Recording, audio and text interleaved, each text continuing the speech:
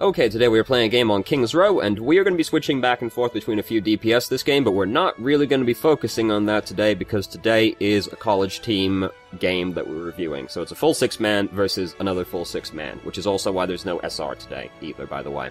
I will now read the email to you to give you some context for this game. My college just started a school-funded Overwatch team, which is fucking awesome, by the way. Congratulations. I know I would have been way more invested in college if my college had an Overwatch team. Overwatch didn't exist when I was in college, but that's besides the point. We are all in low diamond, high platinum range. We did a Twitch viewer scrim against a team with 2 grandmasters, 1 top 500, a high diamond, and a mid plat. So a pretty mixed bag of SRs on the enemy team. Could you review this game intentionally focusing on our team play and communication? It is from my perspective as the flex DPS player. Try not to focus on my mistakes, but of course any feedback on that is gladly accepted. So that's what we're going to try and do today. So, before we start, this is where it makes the most sense to talk about this, so we're just going to talk about it now before we start. So, I've been asked to watch team games a couple of times before, and the first thing I try and figure out is if there is a main shot caller or just one central voice that is sort of acting like a shot caller. And I couldn't really find one. You seemed to be the closest thing on the team. I felt like I heard you talking more than anybody else, but it didn't really feel like there was a shot caller. His email is, like, just over a week old at this point, so I don't know if that's changed by now, but from watching this game, couldn't find a shot caller. It is important to have a shot caller, because we just want everybody to be on the same page, basically. Now, Overwatch is a pretty fast game, so there aren't as many things to make calls about. Like, it's not a MOBA where you have to worry about fucking rotations and items and objectives and all this, right? Overwatch is very simple in comparison. So, the purpose of the shot caller is basically just that, like, we all know we're going in now. We're trying to pick a fight, or we know that we're trying to back out of the fight because this fight's not going well, we're just going to regroup. And, you know, calling people to focus in fights, blah, blah, blah, that kind of thing. There's not really any grand decisions to make in Overwatch, really, but we do want everybody to be on the same page, because even if the plan is bad, it's important that it's better that everybody is committed to the bad plan than everybody having their own different idea about what the plan is, so it's just important to have everybody on the same page. Some teams do have 2 shot callers, just because, 2 heads are better than 1, basically. One person might see something the other person didn't, blah, blah, blah, blah. But I certainly wouldn't recommend having more than that. It is just important to have everybody on the same page, though. The most complicated thing the shot caller would probably have to worry about is, well, there's 2, because focusing people in a fight can be sort of hectic and difficult to decide, but focusing people is, like, one of the more complicated parts. But the other part is, sometimes it's worth trying to decide ahead of time what ultimates you're going to use, right? Because this is more relevant to defending than it is attacking, because defenders typically have to use less ultimates to win a fight than the attacking team does, because as soon as 1 or 2 attackers are dead, they just have to give up on that push, because it's too hard to push into the enemy team with a numbers discrepancy. So, defenders usually only have to use 1 or 2 ultimates to win a fight, whereas attackers typically have to use more ultimates than that to win a fight. So sometimes when you're defending, you'll look at your team and you'll see that, like, you've got 4 ultimates right now, and you'll try and be like, and you'll decide, alright, we're gonna try and just use X and Y's ultimates this team fight to try and win that. Because the easiest way to throw is, on defense, is you overcommit a bunch of ultimates that you didn't need to the fight, then the attacking team just goes, oh, okay, they're using a lot of ultimates right now, so let's just save all of ours, then we'll come back and we'll just bombard them with ultimates while we have the advantage. When both teams are in full communication, the ult economy suddenly becomes very important, because Overwatch is very ultimate dependent as a game. Now, even saying that, though, it is also still important to understand that no plan survives first contact with the enemy. So everybody does still need to understand that if they see an opportunity that they think they can leverage, like if you're defending and you're playing Genji, and you think you see an opportunity to, like, go in and use your ultimate to kill the backline, but you weren't part of the original plan, you should still feel like you can take that opportunity if you see it, because this is the thing with the opportunity might be, you might only have a second to take advantage of it, right? So if you see the opportunity, you should definitely still go for it. Just then communicate that you're doing it. Just say, I'm using Blade. as you're going in, because everybody needs to know, we had this plan set up ahead of time. We need to now know that things are changing. The plan is now different, right? So just, we have somebody who, we want to have a shot caller who decides what we're going to do, decides we're going to pick a fight now, we're going to give up on this fight, we're going to regroup, tries to call targets to focus down, blah, blah, blah. But we also do understand that we have agency. If we see a better opportunity, we don't necessarily need to confer with it because we probably don't have time for that. We still take it. We just communicate that we're doing it. So that's where it makes most sense to talk about this, which is why we're going to talk about that right there. Now we're going to start the game. So our current team, by the way, that's important to point out. Completely forgot about that one. It's this team right here. So we have congratulations, future me. You don't have to do as much video editing. You're welcome. So our current team is Orisa, Roadhog, Soldier, Junkrat, Mercy, and Zenyatta. This is also pre-Mercy nerf. So I'm going to deliberately be vague on things referring to Mercy, because that's obviously completely different now. And Mercy has the Mercy nerf has the most ramifications for full team play, because suddenly her ultimate's completely different, which completely changes how she operates within a team. So I'm going to deliberately be vague on matters relating to Mercy. But, so, our team is pretty fucking average, basically, and there's not very much to say about it. So, we're going to start the game right now. So we're defending first. We're going to be here for a while, by the way.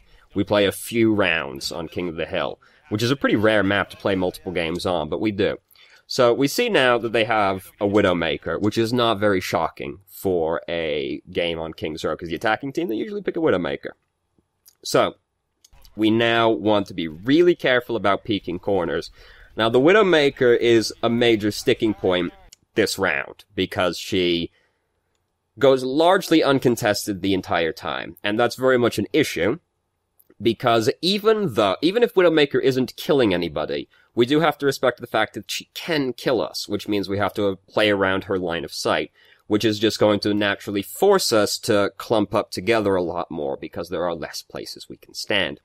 And that's bad, because if we're all clustered together very tightly, that makes us very vulnerable to certain things that the enemy team has right now, because we can see they have a Zarya, because she just killed Junkrat. So obviously if we're all clumped together, we're a lot easier to get gravitoned.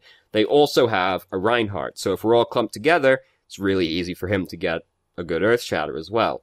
So, this very important, and when you can fully communicate with your team, you need to identify what the issues you're having in the game are. And the issue I noticed most clearly in this round is Widowmaker is uncontested, and that's forcing us to stay very tight together. And it doesn't come up that much, but that just makes us so much more vulnerable, being so tight together. It makes us so much weaker to certain things, and not even necessarily just those ultimates. Like, if there's a Reaper, then we've got no way to, like, crowd control him other than Roadhog. So if we're all tight together, he sees Roadhog hook, he might just suddenly pop out and ult us. We're all right next to each other, he's gonna do a lot of fucking damage, right? If they've got a Genji, Dragonblade is cutting the entire goddamn team. It's a lot harder if you're forced to stay close-knit together. So, in general, there isn't that much communication that goes on during the first round, and, like, nobody really calls out targets to focus, or, not much communication really happens the first round. This gets better in the later rounds, but in this first round, there wasn't that much real communication going on. There wasn't much between rounds either, really, and it's important to talk between rounds, because we need to figure out what went well, what didn't go so well, what adaptations are we going to make based on that round, because if it's going to go multiple rounds, we have to adapt faster than the enemy team, because the team that adapts first is at a huge advantage. So we do need to, like, communicate between rounds, what went well, what went badly, what were people having trouble dealing with, what can we try and leverage more, who seems to be playing well this game, who seems to be playing badly this game, blah, blah, blah, blah, blah.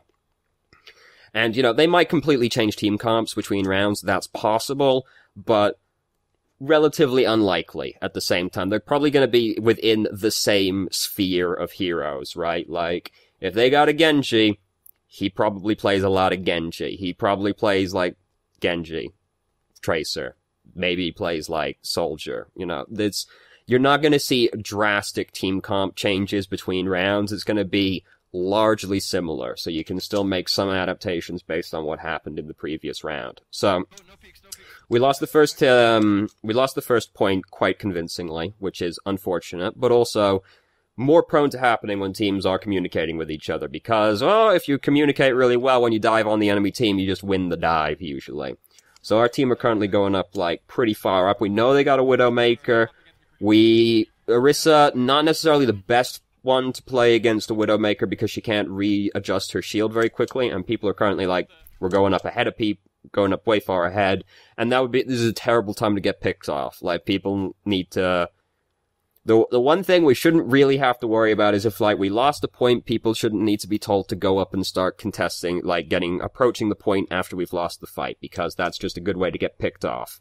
And then we lose a lot of ground. We can end up losing the entire next checkpoint if people get picked off at a really bad time. So people should know, if we lost that point, don't approach it until we're all back together again, because if you get picked off, it's that much worse in this context than it usually is. So we picked off their Widowmaker, which is great. We have communicated that Reinhardt is going to have Earth Shatter soon, which is definitely true. He got to do some damage during the last fight. Earth Shatter charges really quickly. We don't have a very consistent method of blocking Earth Shatter. We only have Orisa, and we just barely got out of that one. But this is an example of where us being really tight together can be an issue, because we are all right next to each other right now. And the Earth Shatter just barely got blocked, even though it looked like it didn't. So we get to slip past, but that's a situation where us being really tight together can be a problem. And the Widowmaker is actually dead right now, so we don't even need to be that clumped up right now. We do rush up to put the biotic field right here, which is kind of unnecessary at this point in time, because not much is really happening yet, but we're not focusing on ourselves right now. YouTube's as terrible as ever, so hold on, give it a second, There we go. Alright. So, we don't want to be this close, first off, but we know, we've just communicated that Reinhardt's gonna have Earth Shatter soon, and then suddenly we get real tight together and we start advancing into them. We've got to be, careful about going into them when they've probably got Earth Shattered now or soon, because if we start moving forward, Reinhardt might go, alright, and then he walks forward as well, through Orisa's shield, then we have nothing to block it with. Earth Shatters our entire team. And we did suddenly get, tighter together after communicating this, which is risky business, we don't want to be tight together when we think they're about to use a giant AoE ultimate, basically. Then we end up getting killed with Deadeye. We kind of panic and run away from the Orisa shield rather than getting behind it, because running that way is going to get you killed. The best you can do is, get behind the shield and just try to kill the McCree before his gets Deadeye off, because that, just running the longer path usually gets you killed with an ultimate like that. So, we ended up losing the team fight. They won the previous team fight, so they had a lot of ultimates to use right there. So it's not exactly surprising that it worked out that way. Junkrat's got picked off, very bad time. We're trying to communicate right now if anybody can actually touch the objective. And nothing comes back to us off that one. Nobody says anything, so we give up on it, and then we go, oh yeah, we can do it, and we walk forward, and then we get killed. But we're alright, so they're going forward, so now we're gonna use our ultimate because we're gonna try and actually take this fight, but we gave up on the previous position, which was better for this ultimate because we thought nothing was going to happen. So, no communication happened, it led to Orisa dying for no reason, and us using our ultimate in a bad way, and it ended up not accomplishing anything. So, communication, not great right there. This is why it's, again, important to have, the one shot caller who's alright, can anybody actually go and touch it? And then somebody answers back yes or no, nothing came. And we're waiting up there in position, okay, if we can touch the objective, I'm going to use my ultimate from up here. But nothing came back. We jumped down. The then commit to the fight that at that point we're no longer really in a position to take, because the biggest advantage we had in that team fight was that we were in a good position to use Tac Visor, but we gave up on that position. Then we still tried to take the fight and wasted resources and Orissa's life, thus giving them more resources in turn, and free pushing time because Junkrat and Orissa have been dead for this previous moment. So, communication ended up losing us resources for the next fight, and has ended up losing us ground as well, just because no communication actually happened, and then when it happened, it was too late, basically. And then it didn't go well anyway. Like, Orissa thought she could do it, died as soon as she got there. So that's also bad, but, like, no communication actually happened during that point. We gotta figure out if we're actually gonna take the fight, because if we're gonna take the fight, we gotta take the fight. You know, again, we got different plans. We were like, alright, we're not doing anything, I'm backing out. Orissa's like, no, I'm going in. So we've got different ideas on what the plan was, and because of that, we just ended up losing more resources and more ground because of that.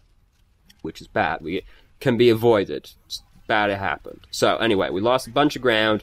They've gotten it around the first corner. We don't have Tac Visor to use anymore, but their Reinhardt just fucked up. So now we really want to take this fight, and this is why it's really bad we lost Tac Visor, because now, if we have Tac Visor, we see soldiers there, Reinhardt's dead, we just go, alright, let's fight now, because he's dead, he can't block it, and we just go in. But even though he just fucked up, we don't really have, like, big ultimates to take advantage of it with. Now, their Mercy died, so that's good, but then Widowmaker killed our Mercy as well. We're currently looking at their Widowmaker. It's kind of hard to see, but she's over there. We do end up killing her, I'm pretty sure. Oh god, oh, very scary. Oh god, oh, Jesus Christ. Woo, we got her. Easy money. So, even though it was kind of bad, their Reinhardt fucking up like that saved us a point, basically, right there. Because if he didn't just die like that, they probably would have been, that fight would have gone a lot better for them, because they were pretty close to winning anyway, but they just barely didn't. So, now, we do have to remember that at this point, Reinhardt's going to be getting close to having his ultimate again, so we do need to be careful about that. We want to try and avoid being super bunched together if at all possible. We're backing up, there's the Earth Shatter, bunch of people just got hit by it because we don't have a reliable way to block it. This is, again, an issue that we have versus their comp where we don't have a reliable method of blocking Earth Shatter, which is going to be an issue in this context, especially since we're being forced to stand closer together because of their Widowmaker. So, problems to identify. We've got no consistent way to block Earth Shatter, which is, even if it wasn't a super big issue during this round, is still a problem because that's really bad when that happens right there. And then the other problem is, Widowmaker is mostly uncontested and is constricting where we can stand because she is just kind of out there. And that, in turn, is making it easier for us to get hit by Reinhardt. So we need something to either deal with Widowmaker or something to more consistently block Earth Shatter and damage from the enemy team. Anyway, so, fight started going badly. Sorry, this is pretty Mercy nerf. Look, people are alive again. Fantastic. Oh, thank goodness that's not in the game anymore. Jesus Christ. So they actually have a Doomfist now, by the way.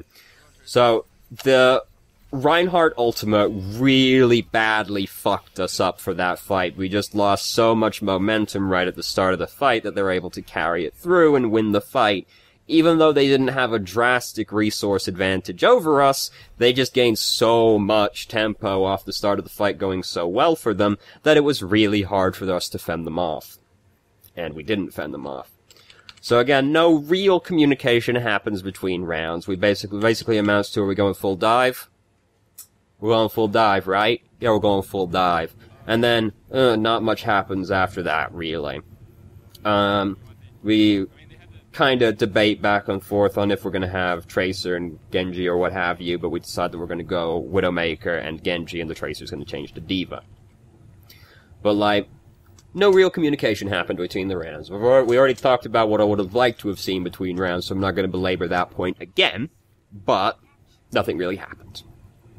So, we're playing Widowmaker now. We've got a gold gun, so we're probably pretty confident playing Widowmaker, so it's a little odd to me we didn't change to Widowmaker in the first round to try and do something about their Widowmaker, because we didn't make any adjustment to that during the round, but it looks like we're confident enough to pick Widowmaker because we picked her by choice, and we have a golden weapon, so I'm going to guess you're somewhat comfortable playing Widowmaker. So it's a little weird we didn't do that during the first round, but regardless. So they've got a Genji, and they've got a Winston as well, so it's really going to be hard for us as Widowmaker. But Widowmaker's actually pretty good against Tracer, because as long as you hit her, that makes Tracer play passively, or kills her in this way, right here. So Widowmaker's better against Tracer than you might immediately think she is. So we've managed to kill Tracer, we managed to kill Zarya. Fantastic. Their Mercy definitely doesn't have her ultimate right now, so we really want to be picking this fight. So right now, what I would have liked to have heard over the comms was basically us people going, alright, let's go, we got 2 picks, let's go. You know, but nothing really happened. We do hear call-outs of monkey, monkey, monkey, monkey a few times, but nothing, it wasn't as decisive as I would have liked it to have been, basically. That's the other thing with shot calling. You've got to be confident, and you've got to be decisive. You've got to be, alright, we've got the advantage. We go, and then we go. Because it's like, we had 2 picks, we can just fucking go at that point. We got a 2-person advantage over the other team. They lost one of their tanks. It's easy money. But regardless, doesn't matter. We still push over them anyway because they were down 2 people. We get to push over them. That's just how it goes. When you got 2 people over the enemy team and they've got no ultimates, you probably win that fight. So we wanted Mercy to pocket us right here so we can come up and do this one. We're being mad greedy right now. Like, they are focusing the fuck out of us, and we are still committed to this decision up here. We're being real greedy. Yeah, don't worry. Editing happened. It's okay. Yeah, like, we were just real greedy with that one. They're focusing us, and we're still up there. Like, it's alright, Mercy's gonna heal us right now. We shouldn't have been doing that. They're focusing the fuck out of us. So, the Tracer, still around. There's Tracer. Shot us in the back. We got people looking for her right now. There she is. Missed her pulse bomb. Big deal. However, their Reinhardt just killed our Diva. We're taking a long time to deal with the Tracer. The Tracer is drawing attention from the front line, so we need to decisively deal with one thing or the other, basically. Like, we take a long time to deal with the Tracer, which takes attention away from the front, and then they're able to just collapse in and pick the fight. This is a general thing if a fight's happening on 2 sides of you. Obviously, we're being flanked on one side, but we could give up, like, the way you deal with a fight happening on 2 sides at once, right? You're in the middle, you're getting pincered, right? The way you beat that is you just collapse really hard on one side of them. Because that's the thing with the pincer, is to do that, they have to split their team up. But you're still together, because they're coming in on you, they're coming in on your whole team from 2 sides. So if you commit to one side really fucking hard, that side's at a disadvantage. So you just go, alright, we got 2 over there, we got 4 over there. Pick one side and collapse on them. Now, it is just a Tracer behind us. We can make the call that because it's payload, we can just back off it for a second. It's like still in a position where we can just walk back up to it at any time. We can make the call right there, just peel back, kill Tracer, then go back over there while Tracer's dead. That kind of thing. Like, we take a long time to deal with the Tracer, takes attention away over there, they end up going, alright, let's pick the fight now. They pick the fight, we end up getting wiped. It's not the end of the world because the payload is in a position where we can kind of just walk back up to it again, no big deal. So, it's not the end of the world that it happened, but we didn't decisively deal with the Tracer, which ended up splitting focus and is very bad. So, we go in right now. We go in without really looking where our team is in relation to us right now, and we end up they just end up turning on us really quickly, and we end up having to recall out, which means now we have to play passively until it recalls back up again. Now our team is, like, getting here. So we go in a little bit ahead of our team, they just turn on us and focus us real quickly. If you're gonna play a flanker versus a team that is coordinating with each other, you have to make sure you're picking your times right, because if you just kind of go in whenever, they will just be like, here's Tracer. And then they turn on you and kill you, right? Because this is the thing, they are communicating and they are probably going to listen to each other. So you have to really pick your moments. You can't just, like, go in whenever. You have to make sure your team is actually around. And you're coordinated with them, basically. Ideally, you would have 2 flankers as well, if you're going to go with this kind of thing, because then it makes it easier if there's a Genji and a Tracer back there, that kind of thing. But that's a different issue. It depends on players and styles and all that, blah, blah, blah. So they've just used Earth Shatter and Graviton, but we had Transcendence, so that ended up not really doing very much of anything. And then we managed to kill somebody with Self-Destruct as well. We managed to get Transcendence out of Zenyatta, which is fantastic. We call out that we got it out of him. Now we're going to go in on the Tracer, on the Zenyatta. Genji's going to come in with Dragon Blade to follow it up. They don't have Transcendence to fend it off anymore.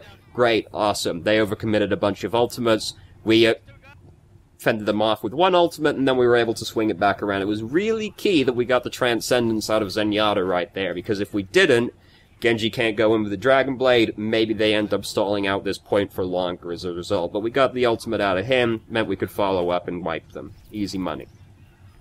So, Genji just got caught totally out of position. Great news for us. We missed the Pulse Bomb, very unfortunate, but we still picked off Genji. Now we've picked off Reinhardt as well. That's probably enough for us to capture this as well. We're going in with Genji. We're coordinating the dive pretty well. Genji's going back out now because he's low, but D.Va's coming in to take his place. Goes really well. Not really that much communication happens right here. We basically call out if somebody's low, but that's kind of all it really takes. Everybody's kind of doing what they need to do in the background without really talking about it. Because we found the Genji, we got him, we picked him off, great, we go in with Winston, we missed the Pulse Bomb, whatever, we still killed Reinhardt, then we go in with Genji on the backline, we get the kill, Genji's low, backs out, is replaced by D.Va, D.Va kills Mercy. It all goes really well, and not that much communication actually needed to happen to make it work, which is sort of the ideal, right? But, it was very well executed. I was very surprised by how well it actually went. And, you know, it kind of just looks like you're kind of rolling over them really easily, but then when you actually kind of look at it happening in the background, it's like, oh yeah, Genji got low, D.Va replaced him. That's the kind of thing that's just, like, nice to see happening. So, right here, we get stuck behind the enemy team. Their Genji's using his ult right now, and we're pretty fucked. The best you can do in that position is just die faster if you're not sure you can get back out again, because we want to regroup with the enemy team quickly. So, they are probably still really low on ultimates right now because we have kind of been rolling over them for the last little bit. So they haven't really been getting that much time to, like, scrap it out with us and build up ult charge. We have a lot of ultimates right now. We got 4, we've almost got Pulse Bombs. We got 5 ultimates. We've probably got more than them right now because they've been getting rolled over for the last checkpoint. So we've been just building ult charge. So, ideally, we would be able to win this fight. We've gotten into a fight over here with Tracer.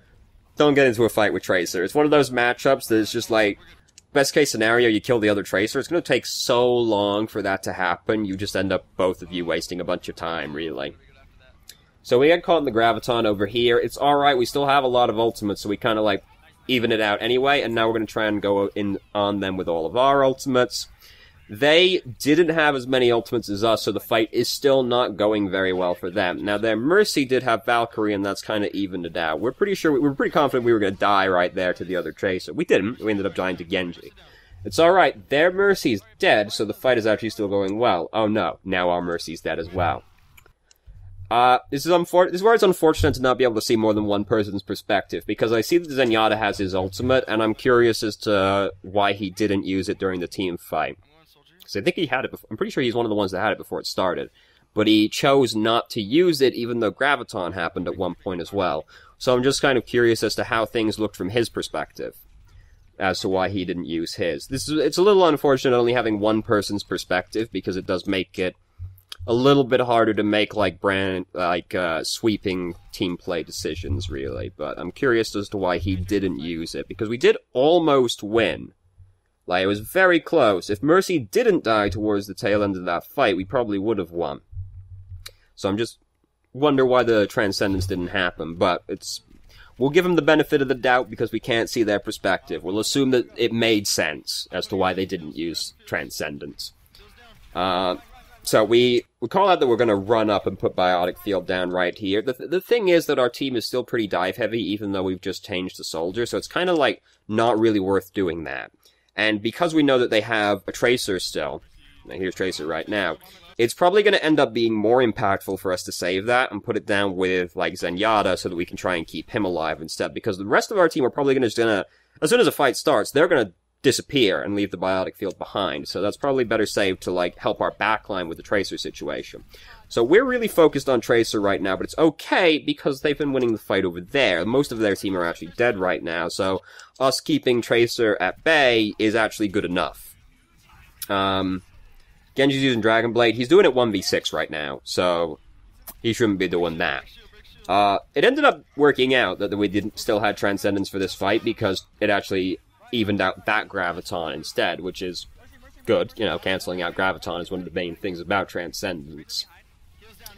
Surprisingly enough as well, because they even had Pulse Bomb, so their Tracer didn't execute that one quite properly, it looks like. So, their Mercy's using Valkyrie, our Mercy's using Valkyrie. Both teams not really going to do very much while that's happening, basically. Unfortunate we didn't have Tac Visor while that was happening, but what can you do? You know, we just changed recently. So, now we're even weaker to Earth Shatter, because we have an even less consistent method of blocking their Earth Shatter. Right now we only have Winston, which is super inconsistent. So, that is an issue, and again, perhaps something to think about. Because we are so weak to Earth Shatter, our team just naturally gets less divey once we have Soldier instead of also Tracer or Widowmaker. It does make the team slower, so maybe at this point we decide, alright, the risk of Earth Shatter is pretty big now, because, you know, backline, maybe a tank, us, oh god, if we all get Earth Shattered, it's pretty bad, so maybe we make the call now that one of the tanks should change to something that can more consistently block Earth Shatter. Because of that. Again, we need to identify the issues that we're having. It's a little bit harder to pick out the big issues this round. It seems mostly more execution-based than, like, switch-based or anything like that, really. Big issue that we are having is that their flankers are applying a lot of pressure. We can see Tracer's just killed Mercy, in fact, so flankers are currently being an issue, so that's something to consider. Maybe we, instead of playing Soldier, we play McCree, because we can try and flashbang the flanker instead. Maybe we coordinate it a little better so that we have Winston stay back and zone the flankers off of the backline, because Winston is good at doing that. Even though he might not necessarily kill the flankers, he will at least keep them off the backline.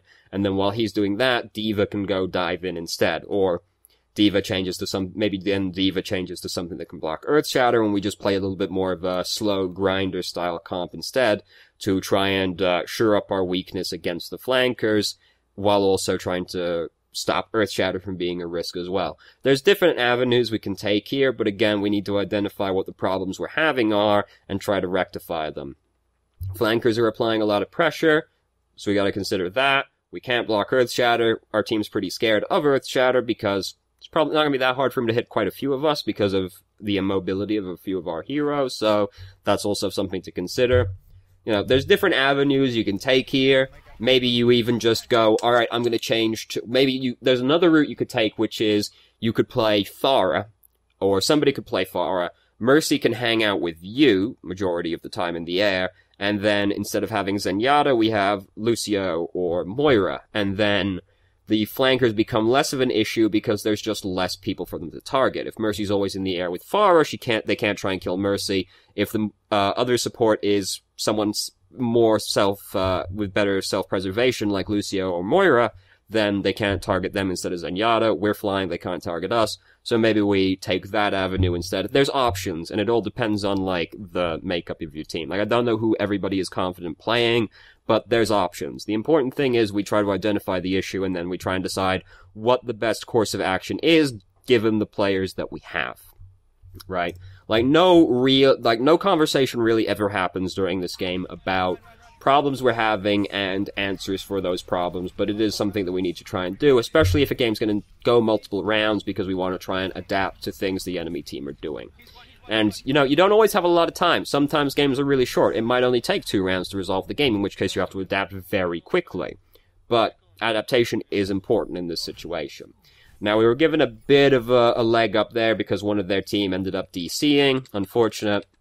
He comes back, we don't restart or anything, because they still have a huge time advantage anyway, so they probably didn't feel that much like they had to restart, honestly. Okay. Oh, God. So, we're attacking again. We've got way less time than them. But it's okay, because as long as we can get the payload, we can potentially push it very far anyway. So now we're going to play Genji. We are a lot less confident playing Genji than we are playing Soldier, but honestly, it goes pretty well anyway. If you hadn't told me that in the email, I probably wouldn't have noticed, honestly.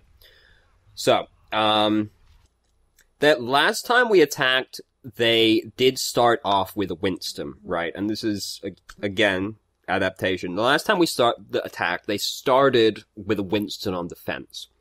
So if we're expecting them to do that again, maybe we come out of the gate with a Roadhog or a Reaper, because we want to try and kill them, because they did it last time, they might do it again. You know, it's something to think about.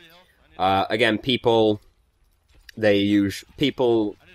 there's not going to usually be drastic changes between rounds, because people aren't usually able to play drastically different things from each other, because you have to build up to completely different skill sets, blah, blah, blah, blah, blah, blah. You know, you can make these kind of adaptations. It just depends on what you think they're going to do at the time, which will vary, of course.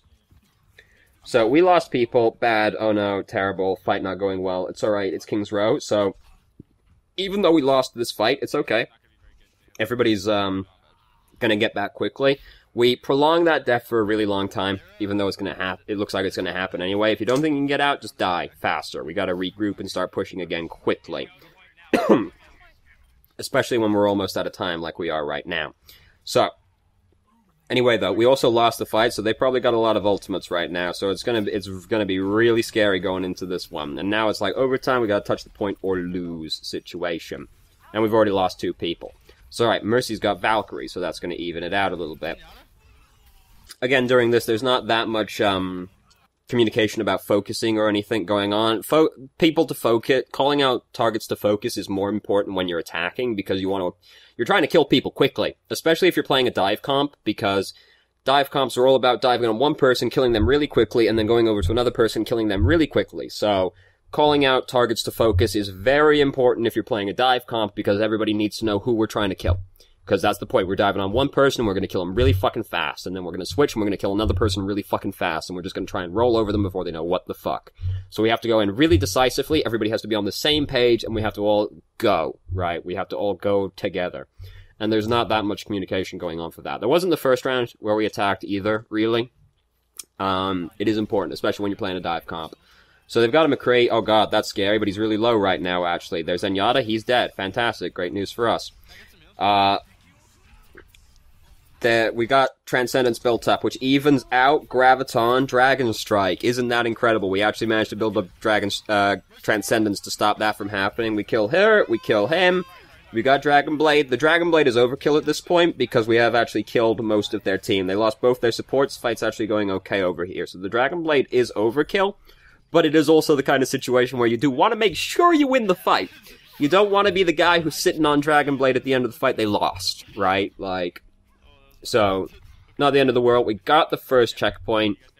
It's better than nothing, right? That's already fantastically better than expected, honestly. So, now, it is payload. We gotta keep touching it. We're gonna lose real fast if people step off the payload. They're starting to regroup quickly. Because we did have time, like, they had Winston again. The spawn changed to right over there. They were regrouping. We can make the call really quickly that somebody should change to something that can kill Winston, because the spawn is right there, and we got time to change right now if we need to.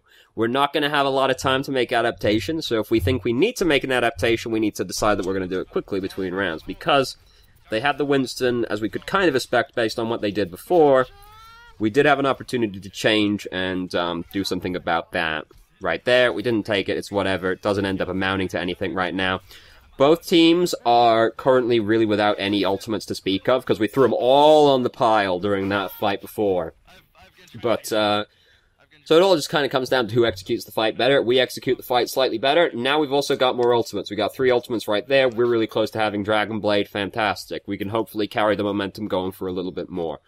If we get it past the street phase, that's already fantastic. The ideal situation is basically that we get it to, like, right there. Because that's, like, all we need to ask for, because there's plenty of games that have been decided by this portion over here. So if we can get it over there, that's fucking fantastic. Oh my god, this drawing. Oh, there we go. Fucking hell. So, we've almost got Dragon Blade. We're trying to poke at people. Now they have Reinhardt.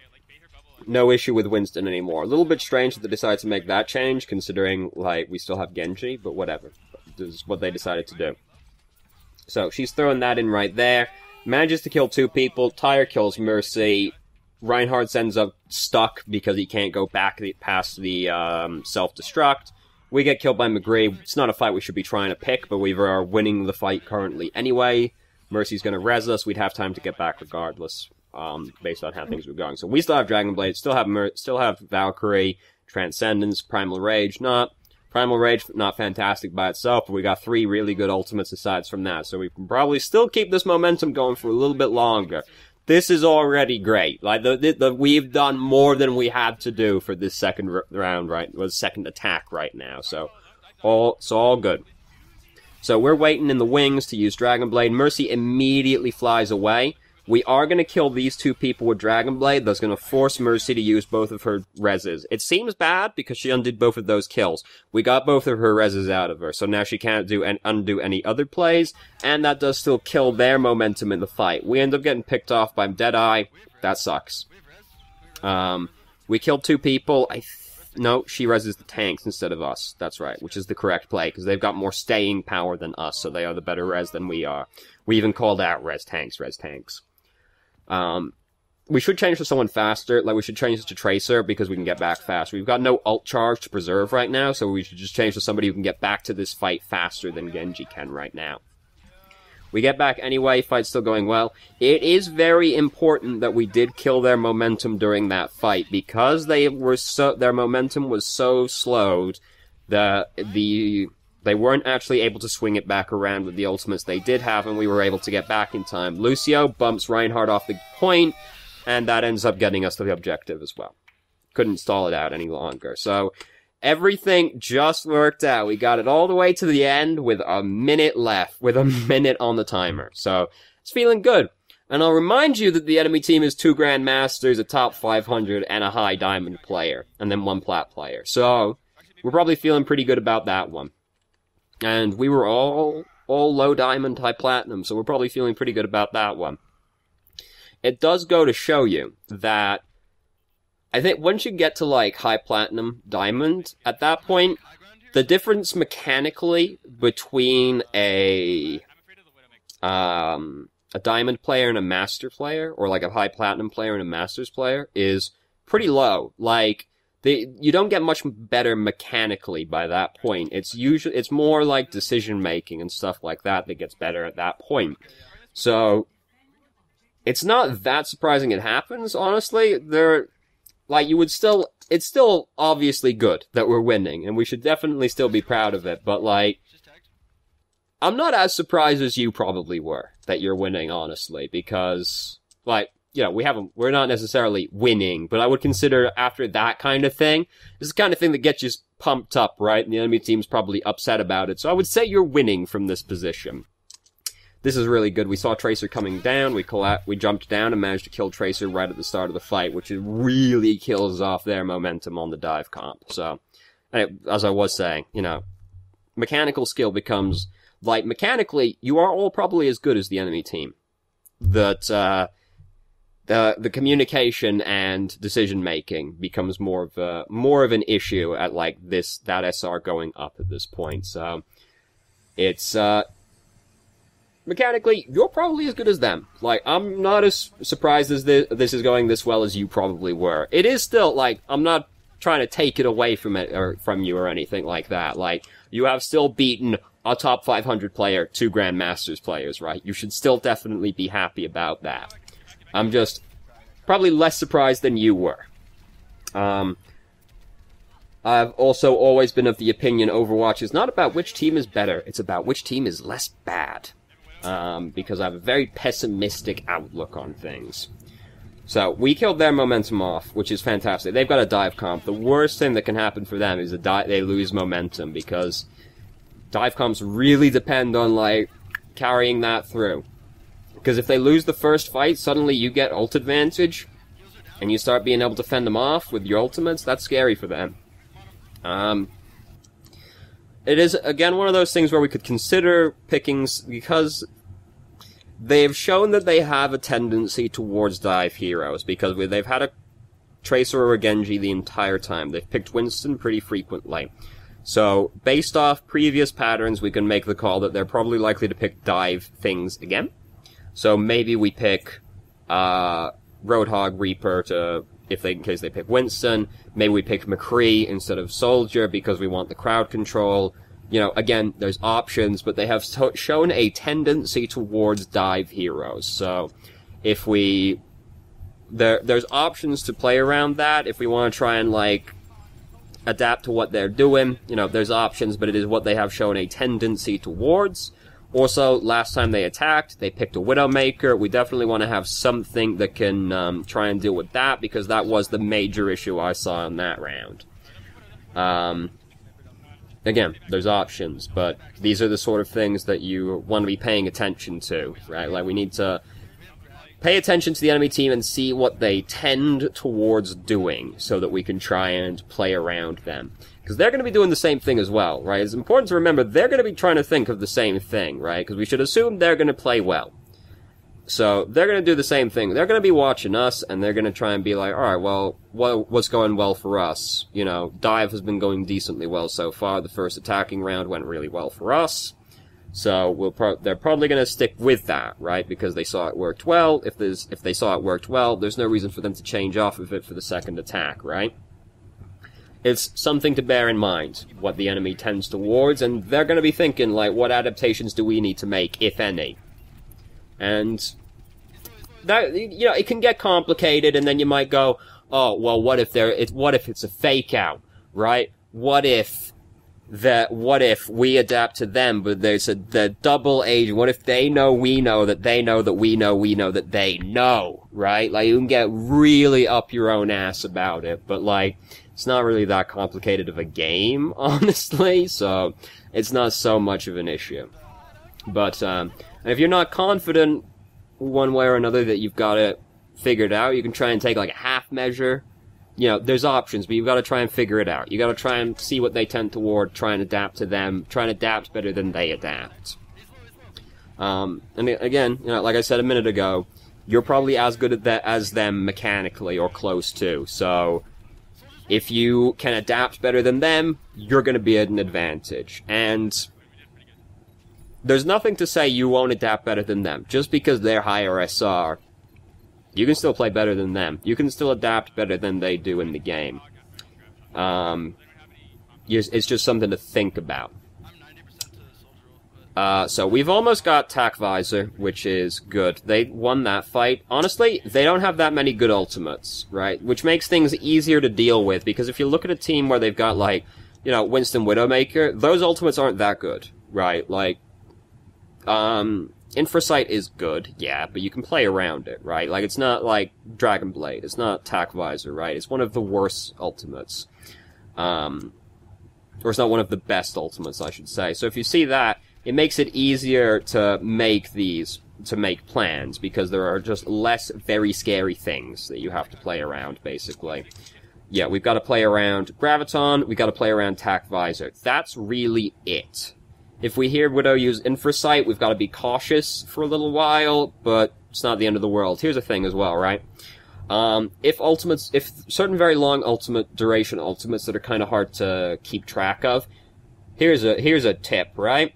Infrasight, as soon as you hear it, look at the timer, and then just do very quick math, right?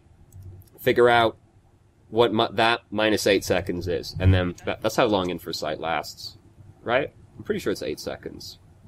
It's somewhere in that region. You look at the timer, you can use that to judge it, because you just go, oh, that, minus 8 seconds, that was when it's going to be out.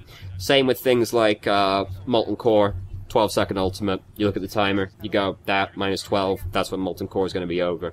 Because they're long, they're impactful, so you have to play around them, but they don't have an obvious ending either. So that helps you kind of keep track of things like that.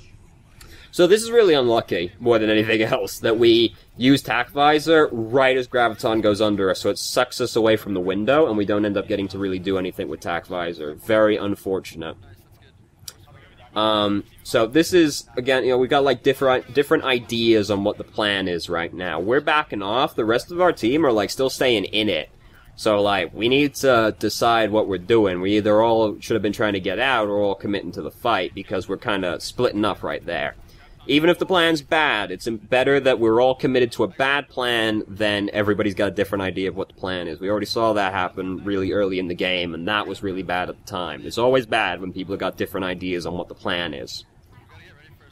But I've already been over that so many times. We're not going to belabor that point too much. So I've only got a minute left. We've got ultimate. We got a lot of ultimates. They've used some ultimates. They use Graviton, that's the big one. We're changing to Widowmaker right now to try and deal with their Widowmaker, which is, well, we definitely want to try and deal with that. So we've got a lot of ultimates to use during this fight. They don't have that long left, they don't really have much time to try and build up ultimates. So we want to try and pick this fight right now, while they're down their big ultimates, right? They don't have Graviton right now, so they're missing, like, their biggest ultimate right now. We've got a lot of ultimates. We really want to try and win the fight now before they can build up more resources. Winston went in with Primal Rage. It didn't do much. Their soldier is currently using Tac Visor, so that's scary. We killed Zenyatta, but then got killed by their Widow. We're now going to change to Tracer to get back out here faster, which is important. So Mercy used Valkyrie, she died to their Widow. She still res both the tanks. That's very important because they have the most longevity. Diva didn't manage to get back in her mech, but Winston survived for a really long time. So that's really good. Our Zarya's got Graviton. She uses it now. It ends up getting the Transcendence out of them. You know, it's unfortunate most of our team are dead right now, but they had Transcendence anyway, so it wasn't gonna matter if they were alive or not. We still got their Transcendence out ahead of time, so we can try and win the fight a little bit better. And she was probably not gonna get a much better opportunity, because if they see her, they just collapse on her and kill her before she gets to use the ultimate anyway.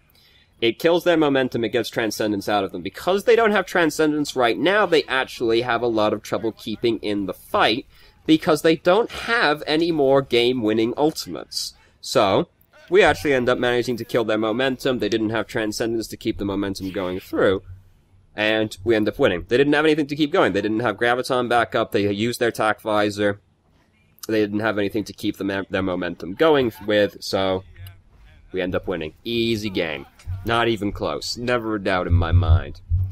Winston actually got play of the game, because he tased a lot of people. Oh, yeah. Didn't even get the last hit on any of them. Damn. Oh, what are the cards? Oh, I didn't see the... Oh, I do see the cards. Okay. Oh, I was going to be upset right there. So, things that stood out... You know, we didn't focus very much on what we were doing in this game. We talked about it a couple of times, so I tried to focus on the team as much as possible. So, advice. Try and get a shot caller. Again, there's shot calling in this game, not as drastic as it is in other games. There's less things to decide, but it is still important everyone's on the same page. We saw examples in this game of what happens when everybody has different ideas of what the plan is. It's just important we all understand what the plan is, and we all commit to it together. We don't want everybody having different ideas. So, get a shot caller. Some teams have two. Maybe you get two. I definitely wouldn't recommend having more than that, though, but it's very important to have a shot caller. And then the other thing is, you know, talk about what's going wrong. Talk about what's going well, you know. Between rounds, especially, you know, this is the part of the game that's the part of the game where everybody should chime in and say, you know, what was going well, what were they having trouble with, what did they feel like was going well, you know, try and get a consensus. And then, you know, the shot caller still, you know, you still have a shot caller. They decide at the end of the day what's going on. That's the important thing. You know, they're the one in charge. Everybody does what they say. We all commit to the same plan. But everybody should chime in. Everybody should say, you know, I was having a lot of trouble because Widowmaker was keeping me pinned down. You know, things like that. You know, everybody pipes up. Everybody says what they were having trouble with, what they felt was going well, what they felt we need to adapt to. Everybody should have input during that, and then we try and adapt to them. You know, it's easy to do that between rounds because you've got this very long period of downtime where you can kind of get a consensus from everybody and try to make adaptations, but it is also important to try and do it during the round as well. You know, if we, like the first round, the Widow, I could see as being a problem keeping us hemmed together versus Earthshatter and Graviton. I could see that as being a problem very early on. So it is important to try and see them during the game and adapt as well, but if, that's harder to do at the same time. Like, it requires a lot of game sense, and you know, you're playing the game, right? Like, I have the benefit of sitting back now and watching the game completely free of making decisions in the game. I don't have to worry about shooting people. I don't have to worry about what I'm doing. I don't have anything bouncing around in my head except watching the game. So it's easy for me to look at it and go, Widow's hemming everybody in. They have 2 big AoE ultimates. That's very scary. And we should try and do X, Y, Z to adapt to it. That's easy for me to do. It's harder to do in the game. If you can, that's fantastic. You know, you want to try and be as adaptable as possible, but between rounds is very easy. You can look back at the game, get a consensus, like what was the problem, what went well, what went bad, what should we do going into the next round. At least do that. That's the important thing. Try and adapt during the game as possible, but that's also going to be harder. And maybe you got 2 shot callers, right? Maybe this is the approach that works out for you, because it's always going to work out slightly different for everybody as well, right? Maybe you go, all right, so we got 2 shot callers. We got one who's in charge of deciding what we're going to do, who's in charge of like deciding who we're going to calling out people to focus, you know, saying, all right, we're going in now, we're backing out now, that kind of thing. And maybe the other shot caller is just kind of paying attention to the game. Like maybe the other shot caller is like one of the supports. And they are in charge of like looking at the game because they have the widest field of view. They look back at they look at everything and they see, try and like look for the problems that the team could adapt to or hero switches that they could make, right? Because the support has the widest view. They can see the most things going on. They can see who's having trouble. They can see who's doing well, right? Because they have the widest field of view usually. So maybe they're the other shot caller and they're in charge of making the more meta decisions like hero swaps. You know, maybe that works out for you. It's, you know, there's a variety of things you can do. It's all going to be slightly different for everybody. Obviously, I don't know all the people involved, so I don't know what everybody's comfortable playing, so I can't make these decisions for you or anything, but, just adaptation is important. A shot caller, maybe 2. Maybe one's in charge of meta, whatever works out for you. But someone needs to be in charge, try to make adaptations during the game. Those were the 2 biggest things that I saw in this game. So thank you very much for watching if you did. If you have any questions, feel free to ask. I'm more than happy to answer, and I hope you found the video helpful.